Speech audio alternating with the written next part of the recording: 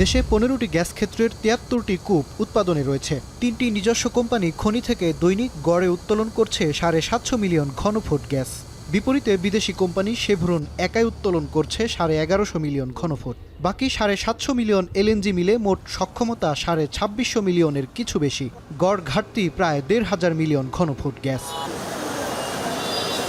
পেট্রোবাংলা বলছে, গ্যাস উত্তোলন বাড়াতে ওয়ার্কওভার, উন্নয়ন ও অনুসন্ধান মিলে এবছর তারা কূপ খনন করবে 51টি, আর আগামী বছর আরও 100টি কূপ বাড়ানোর পরিকল্পনা রয়েছে। খননে গতি আনতে বাড়ানো হচ্ছে বাপেক্সের সক্ষমতা। দেশীয় বড় কোম্পানিটি সিলেটের জকিগঞ্জে মাত্র 75 কোটি টাকা ব্যয়ে 28তম গ্যাস ক্ষেত্র আবিষ্কার করলেও 180 কোটি টাকা খরচ করে ভোলায় 29তম গ্যাস কূপ খনন করা হয়েছে রাশিয়ান কোম্পানি গ্যাজপ্রমকে দিয়ে। এদিকে বাপেক্সের সক্ষমতা ঠেকে আছে মাত্র 113 মিলিয়ন ঘনফুটে। প্রতিষ্ঠানটির 5টি রিগের মধ্যে প্রতিষ্ঠাকালীন সময় কেনা একটি ব্যবহারের অযোগ্য, আর বাকি 4টির মধ্যে একটি দুর্বল। কর্মক্ষম 3টি রিগের একটি ব্যবহারই করেনি আওয়ামী লীগ সরকার। পেট্রোবাংলা বলছে, বাপেক্সের সক্ষমতা বাড়াতে আগামী 1 বছরের মধ্যে ভারী ও মাঝারি সক্ষমতার আরও 2টা রিগ কিনবে তারা। আমাদের রিগের সংখ্যা 6টা হবে।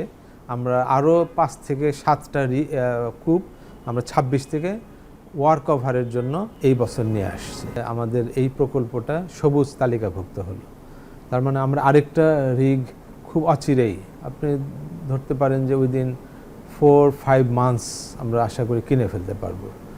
জ্বালানি বিশেষজ্ঞরা বলছেন, সংকট মেটাতে গ্যাস উত্তোলনের সক্ষমতা বাড়ানোর বিকল্প নেই। তবে বিদেশি কোম্পানিগুলোর সঙ্গে প্রতিযোগিতায় টিকতে হলে গভীর কূপ খনন সক্ষমতার রিগ কেনার বিকল্প নেই বলেও মনে করেন তারা।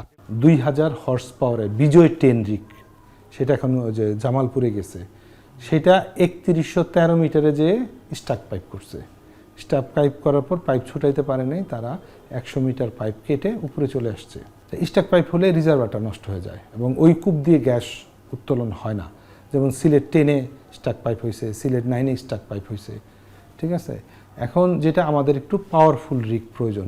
গ্যাসের সংকট মেটাতে 2018 সালে এলএনজি আমদানিতে বড় চুক্তিতে যায় আওয়ামী লীগ সরকার। ফলে 2021 সালে 6 বছরে 46টি কূপ খননের পরিকল্পনা নেওয়া হলেও 5 আগস্টের আগ পর্যন্ত খনন করা হয়েছে মাত্র 9টি।